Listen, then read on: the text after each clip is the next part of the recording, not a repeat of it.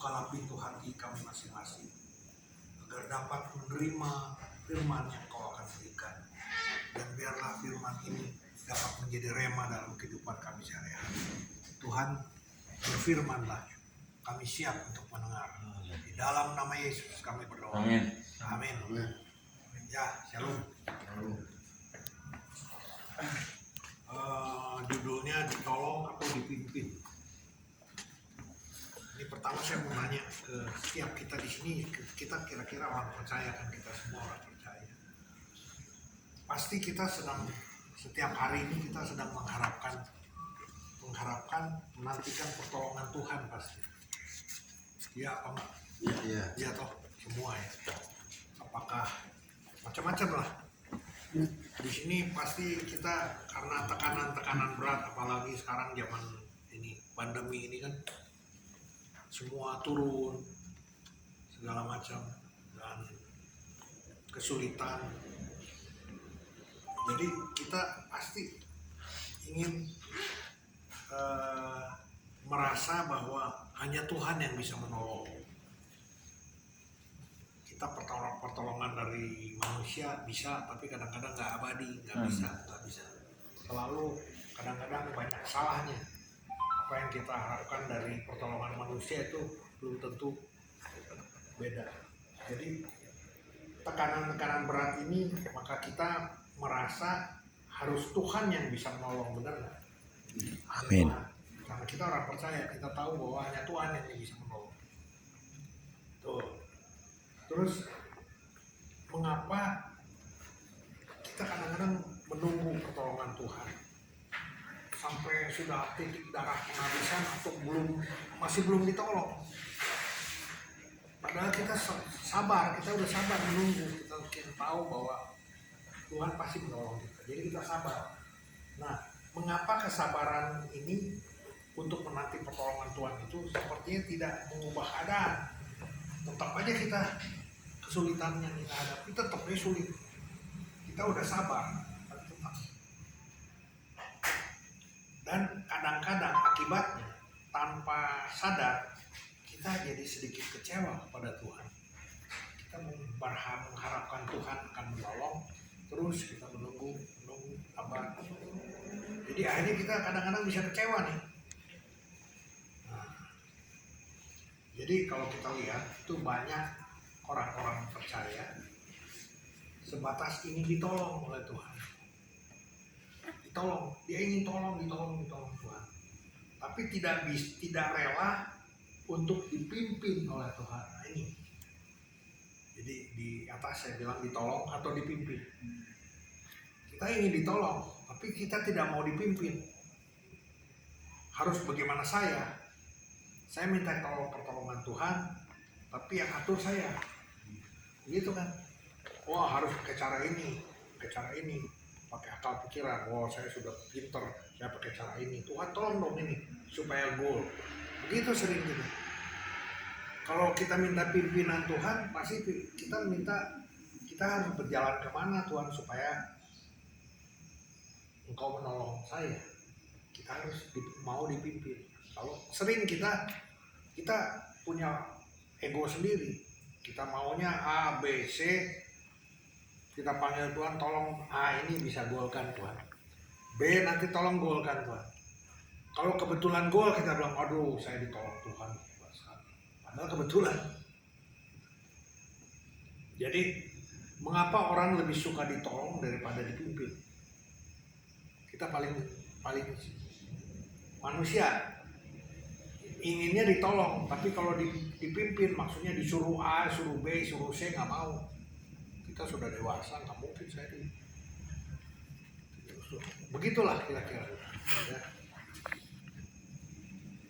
Padahal untuk ditolong itu modalnya sebetulnya cuma sabar, betul atau tidak? Ini salah. Sabar, minta ditolong Tuhan, kita sabar. Tidak muncul pertolongan. Jadi mengapa orang tidak rela dipimpin? Nah ini, dipimpin untuk dua hal. Kalau mau dipimpin itu, yang pertama adalah hubungan. Ada hubungan. Kalau mau dipimpin berarti harus ada hubungan. Baru kedua, ketaatan. Apa yang dia bilang apa, kalau kita minta dipimpin oleh seorang guru apalah, pasti kita sudah kenal dengan dia. Terus dia kasih tahu caranya, kamu harus begini-begini. Kalau kita bilang, nggak mau saya pakai cara itu, berarti kita nggak akan dipimpin oleh dia. Tapi kalau kita bilang, oh ya, oke, caramu akan saya lakukan. Oh iya, bisa. Ternyata goal. Kita mengikuti guru kita. Apakah dia, kita anggap aja masalah berenang lah. Mau diajar berenang kan? Swim. Terus kita harus kenal dia, kita percaya dia akan tidak akan menenggelamkan kita di air. Dia bilang harus pakai tangan begini. Kalau kita ikutin ketaatan kita, maka berenang itu terjadi. Kalau enggak, gimana gua pengen begini, nggak akan jadi, dia tidak akan bisa berenang sampai kapan juga. Nah itu. Jadi untuk dipimpin untuk dua hal, hubungan dan ketaatan. Sebagai penolong ya, Tuhan bisa menolong kita. Tuhan menolong ketidakmampuan kita. Kita tidak mampu, maka Tuhan akan tolong. Dan bukan kemalasan kita. Sebetulnya kita mampu mengerjakan itu, cuman kita malas. Nah itu Tuhan tidak menolong. Tapi kalau kita memang tidak mampu, saya kerja, Tuhan tolong, saya nggak mampu ini. Tuhan tolong. Itu ingat. Jadi apa yang kita mampu, terus dia bilang, Tuhan tolong dong, lakukan itu. Padahal kita mampu, Tuhan tidak akan tolong. Karena kita mampu. Tuhan penolong, bukan pembantu. Kalau tadi kan kita mampu, cuman malas nih. Hujan, nggak mau, malas. Tolong dong Tuhan, lakukan itu. Nah itu membantu. Membantu, itu berbayar, tolong itu. Ambil sepatu, padahal kita bisa ambil sepatu. Ambilin apa, itu pembantu. Jadi Tuhan tolong, sekali lagi. Tuhan menolong ketidakmampuan kita, bukan kemalasan kita. Ya. Tuhan penolong, bukan pembantu. Itu kedua. Tiga, Tuhan akan menolong apa yang tidak dapat kita kerjakan. Apa yang kita tidak bisa kerjakan, itu yang Tuhan tolong. Dan bukan apa yang tidak mau kita kerjakan. Kita malas. Kita bisa kerjakan itu, cuma malas. Tidak akan terjadi dan Tuhan tidak akan tolong pasti. Ya. Kita lihat cerita Lazarus. Lazarus kan dibangkitkan dari kubur. Tuhan Yesus tidak perlu menggeser batunya. Dia nggak akan menggeser itu. Itu ada orang lain yang sudah bisa. Karena itu manusia yang lain bisa kan tinggal geser batu-batu, 5 orang geser. Dia nggak akan ambil geser sama saya digeser. Karena manusia sudah bisa, silakan. Tuhan akan biarkan. Yang kita bisa lakukan, kita lakukan. Yang tidak bisa kita lakukan, Tuhan tolong. Tuhan Yesus membangkitkan Lazarus itu tidak ada yang bisa dilakukan oleh orang lain. Nah, oleh manusia tidak bisa, Tuhan Yesus. Jadi membangkitkan Lazarus perlu Yesus itu. Cara Tuhan menolong kita dengan memimpin hidup kita. Jadi caranya bagaimana? Dia memimpin hidup kita supaya benar, supaya kita berjalan baik, supaya hidup kudus, supaya tidak berbuat kecurangan di dalam segala macam. Dipimpin. Itu cara Tuhan menolong kita dengan memimpin hidup kita. Jadi menolak pimpinannya membuat kita tidak mengalami pertolongan. Jadinya begitu kita tidak mau dipimpin, pertolongan nggak ada. Tadi kita meminta tolong Tuhan, tapi kita tidak mau dipimpin. Tolong, saya nggak bisa. Umpamanya Tuhan, yang tadi saya yang kita tidak bisa. Contoh yang kita tidak bisa, umpamanya beginilah. Itu bawain deh. Kita ingin pelayanan atau kita ingin dipakai oleh Tuhan, nggak bisa kita. Cuma Tuhan yang membuat bisa. Gitu. Jadi menolak pimpinan membuat kita tidak mengalami pertolongan. Baru kita lihat, coba buka. Bagaimana cara Tuhan menolong Musa. Keluaran 14 ayat 15 sampai 16. Mau kita baca mulai. Kita sedikit. Keluaran 14.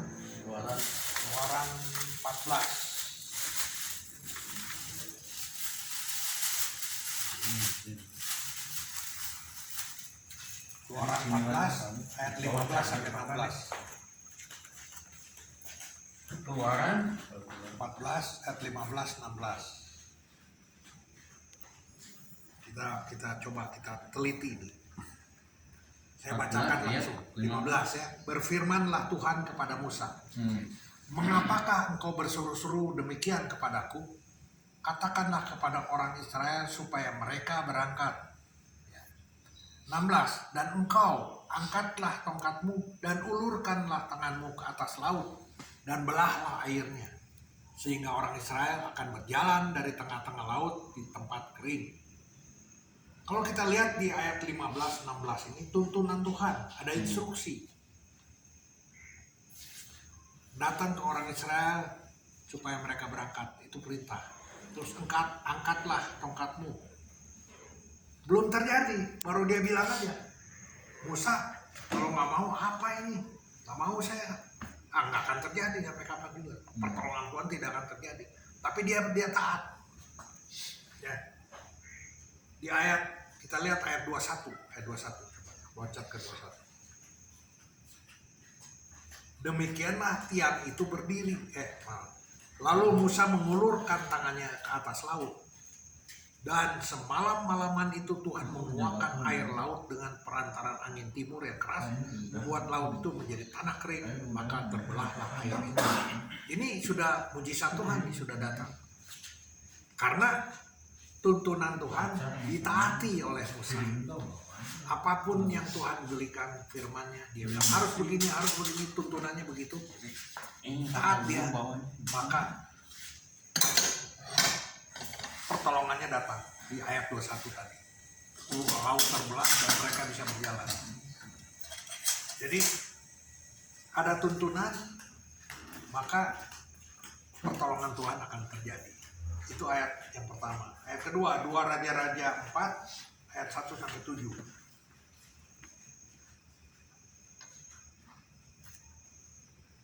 2 Raja-Raja 4. Ya, bacakan. Ayat 1 sampai 7. ya.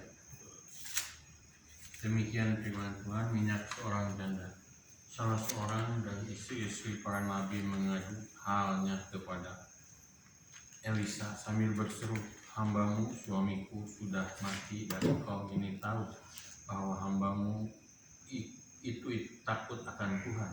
Tapi sekarang penagih hutang sudah datang untuk mengambil kedua orang anakku menjadi budaknya. Jawab Elisa kepadanya, apakah yang dapat kuperbuat bagimu? Beritahukanlah kepadaku apa-apa yang kau punya di rumah. Berkatalah perempuan itu, hambamu ini tidak punya sesuatu apapun di rumah, kecuali sebuah buli-buli berisi minyak.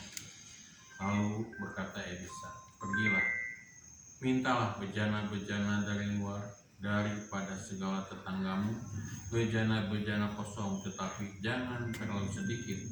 Kemudian masuklah, tutuplah pintu sesudah engkau dan anak-anakmu masuk. Lalu tuanglah minyak itu ke dalam segala bejana, mana yang penuh angkatlah.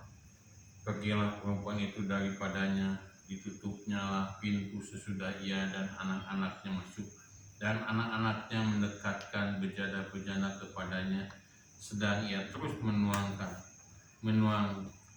Ketika bejana itu sudah penuh, berkatalah perempuan itu kepada anaknya, dekatkanlah kepadaku sebuah bejana. Tetapi jawabnya kepada ibunya, tidak ada lagi bejana. Lalu berhentilah minyak itu mengalir. Kemudian pergilah Perempuan itu memberitahukan kepada abdi Allah, dan orang ini berkata, Pergilah, jualah minyak itu, bayarlah hutang, dan hiduplah dari lebihnya engkau serta anak-anakmu. Amin. Kelihatan ini. Mana dari mulai ayat ketiga itu tuntunan. Pergilah, dia bilang. Pergi cari bejana-bejana. Itu tuntunan dari abdi Allah. Ya taat, diambil. Padahal kalau secara logika ngapain mesti cari-cari kaleng-kaleng kosong istilahnya. Suruh ambil, cari-cari itu semua. Ember-ember atau apapun dia bawa. Dia mungkin tidak bisa, dalam pikiran dia akan mungkin bisa lakukan. Karena memang nggak pernah dia lakukan. Tuhan, ingat, Tuhan menolong apa yang kita tidak bisa. Yang kita bisa, Tuhan tidak tolong. Ini dia memang nggak bisa, dia mau bayar hutang nggak bisa. Nggak bisa, dia udah benar-benar tidak bisa. Di ayat 3 tuh tuntunannya. Terus ayat 4, tutuplah pintu. Masih tuntunan. Tuangkan minyak itu dan sebagainya. Baru ayat-ayat terakhir akhirnya terjadilah semua. Mujizat itu terjadi. Tuhan tolong. Jadi selalu ada tuntunan dulu. Kita minta pimpinan dulu. Dan kita 2 Raja-Raja 5 ayat 9 sampai 10. 2 Raja-Raja 5 ayat 9 sampai 10.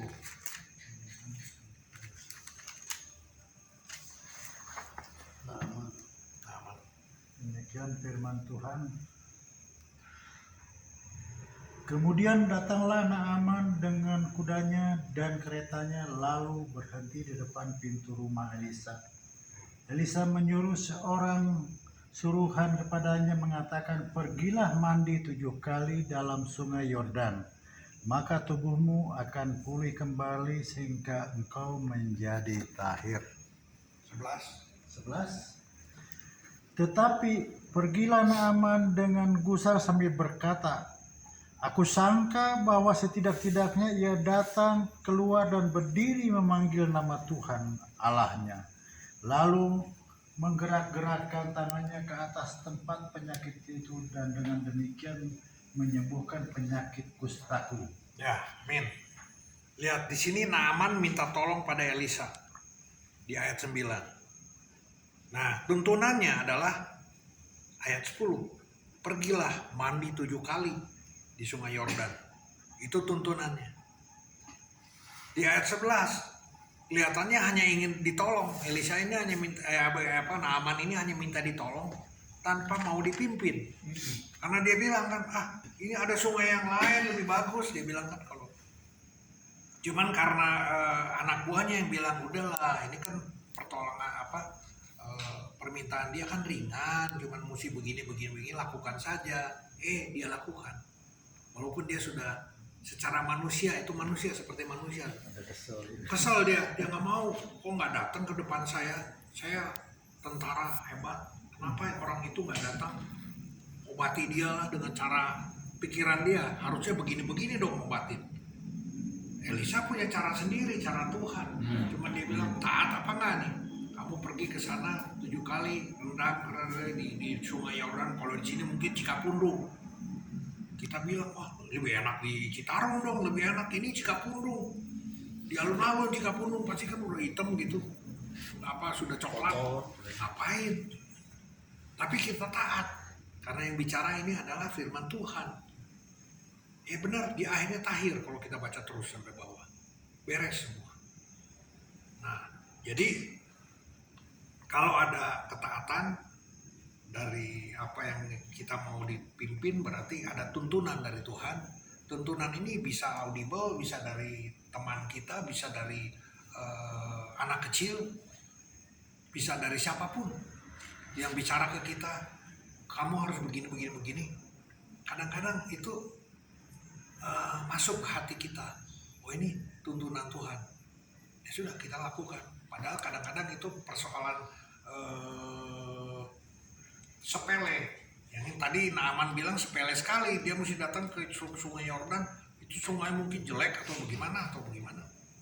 Dia bilang ada sungai lagi di saya lebih bagus, kenapa mesti begini? Nah, jadi ini kelihatan hanya ingin ditolong, tapi tidak mau dipimpin. Ini penting. Doa itu bukan modal mulut. Kita berdoa kadang-kadang cuma modal mulut. Oh, Tuhan tolonglah begini, begini, begini. Begini.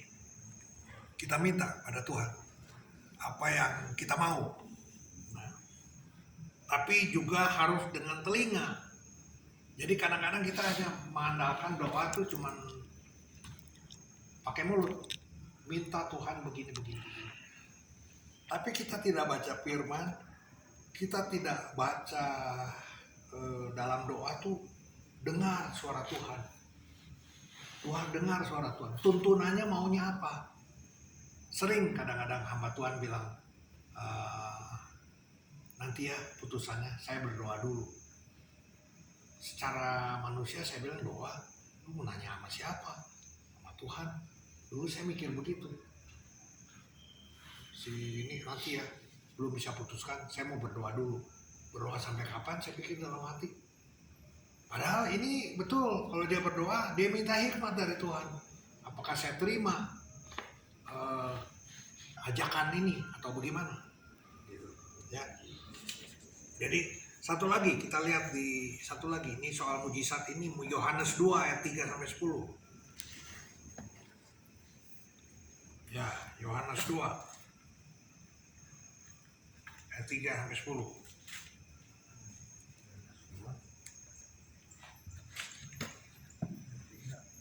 Sampai berapa? Sampai 10. Demikian firman Tuhan. Mujizat di Kana. Ketika mereka kekurangan anggur, Ibu Yesus berkata kepadanya, mereka kehabisan anggur. Kata Yesus kepadanya, mau apakah engkau daripadaku, Ibu? Saatku belum tiba. Tetapi Ibu Yesus berkata kepada pelayan-pelayan, apa yang dikatakan kepadamu, buatlah itu. Ya. Di situ ada 6 tempayan yang disediakan untuk pembasuhan menurut adat orang Yahudi, masing-masing isinya 2-3 buyung.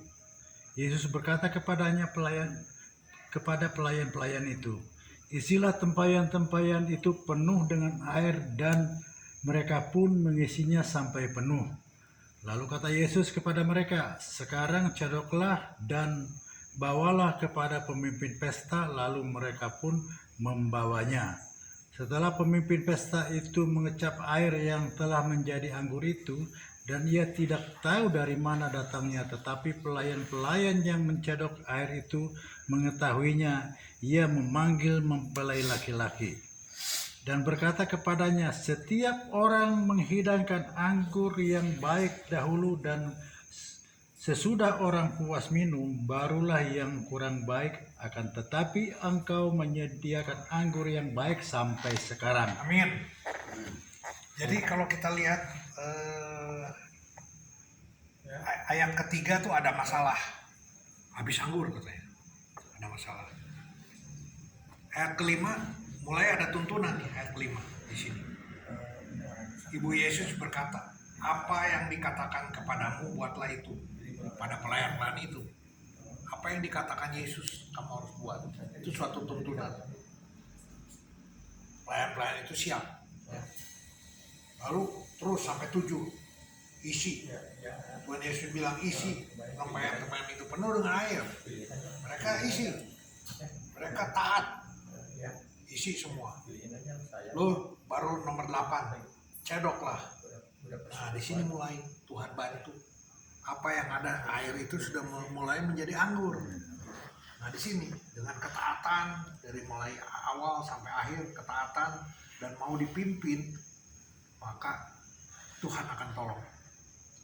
Yang tadinya masalah dia kehabisan anggur, oleh air dibuat menjadi anggur. Jadi keseluruhan pesta itu tidak ada cacatnya dari awal sampai akhir. Semua Tuhan bilang, Tuhan buat semua berhasil. Kita membutuhkan jalan keluar.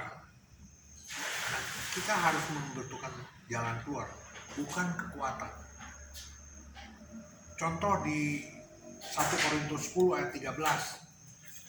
1 Korintus 10. Ini banyak ayat ya. 1 Korintus 10 ayat 13. Soal pencobaan. Pencobaan-pencobaan yang kamu alami ialah pencobaan-pencobaan biasa. Jadi apa yang kita dapatkan itu pencobaan biasa yang tidak melebihi kekuatan manusia. Ya. Sebab Allah setia dan karena itu Ia tidak akan membiarkan kamu dicobai melampaui kekuatanmu. Jadi kita nggak perlu minta kekuatan. Kita sudah punya kekuatan. Kekuatan kita untuk menerima cobaan itu sudah kuat. Tuhan yang bilang ini. Jadi pada waktu kamu dicobai, Ia akan memberikan kepadamu jalan keluar sehingga kamu dapat menanggungnya. Jadi Tuhan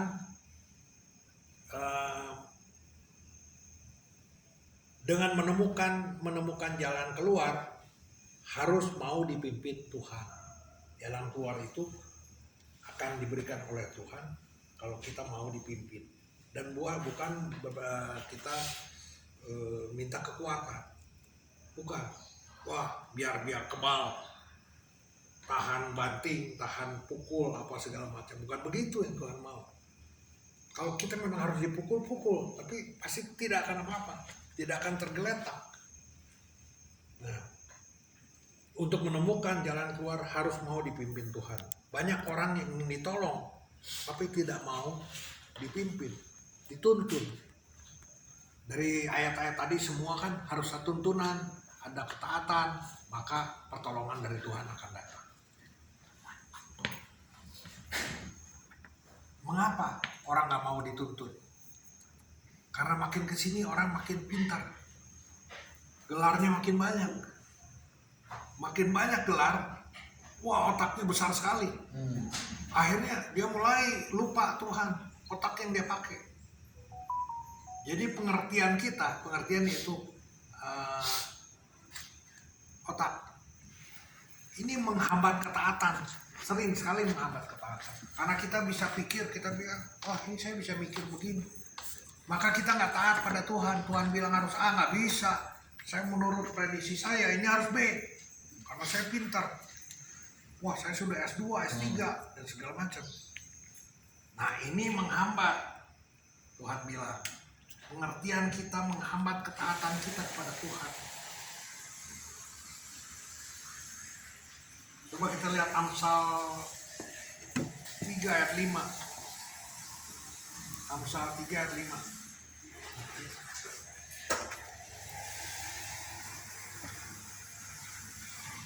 Ini soal pengertian menghambat ketaatan tuh ini Amsal 3 ayat 5.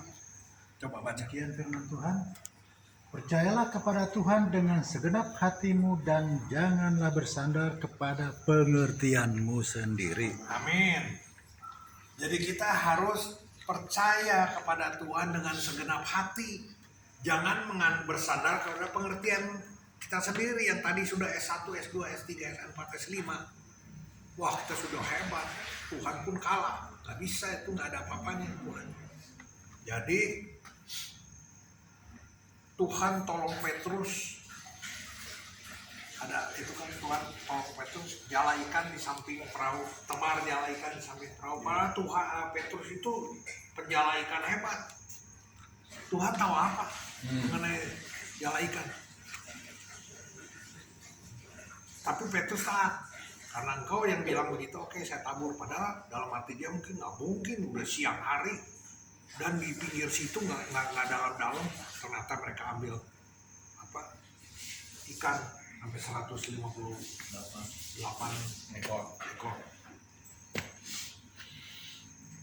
Jadi semua tuntunan Tuhan itu tidak susah sebetulnya. Pasti apa yang kita lakukan sehari-hari